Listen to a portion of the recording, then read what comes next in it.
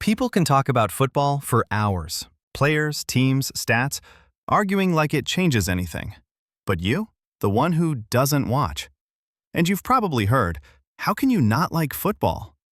But what if not watching actually says more about your psychology than about the game? Not watching football isn't about wanting to be different. It's about where your mind focuses and what you truly value. Psychologists call this value dissonance, when society enjoys something your brain simply doesn't respond to. That's not rebellion, that's self-awareness. If you've ever felt weird about this, judged, or pressured to care, you're not broken, you're just different. And that's powerful.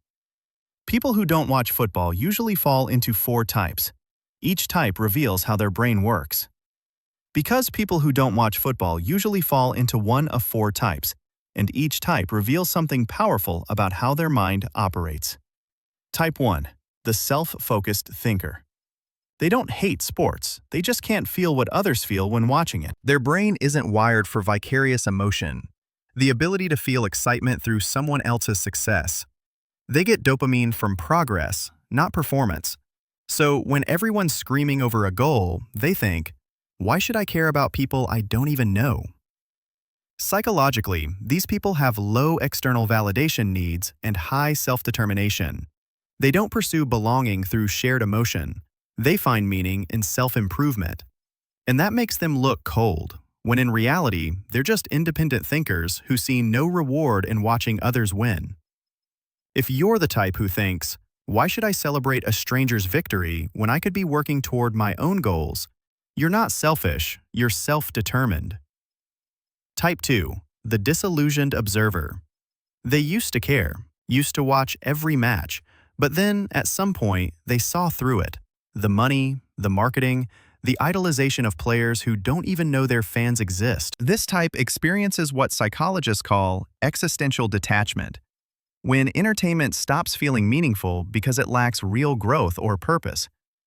They realize that cheering won't solve their problems, and celebrating strangers won't fill the void.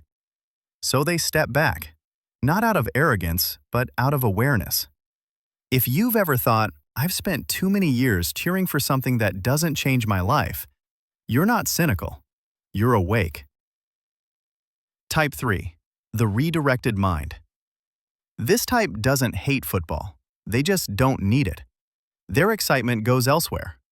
Cars, games, music, movies, whatever triggers their curiosity and emotion more than a ball on grass.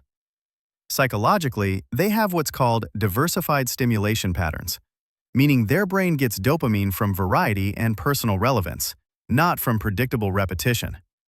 They prefer experiences they can interact with, analyze, or feel a story in. Football? Repetitive, predictable. But a good film? A new car design? A complex game?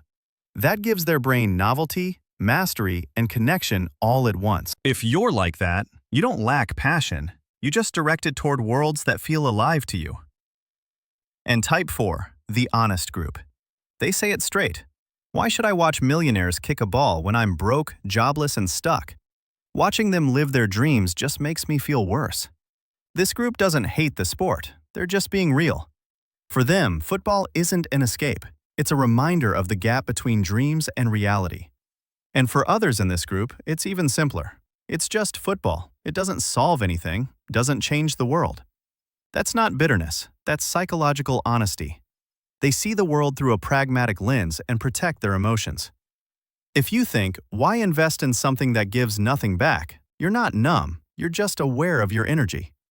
So maybe you don't watch football not because you're lazy, but because you see the world differently. Which type are you?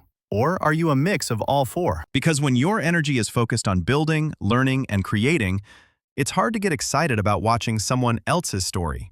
And there's nothing wrong with that. If this video made you think differently about yourself, leave a comment. And if you want to explore human psychology more deeply, we have a lot more to talk about.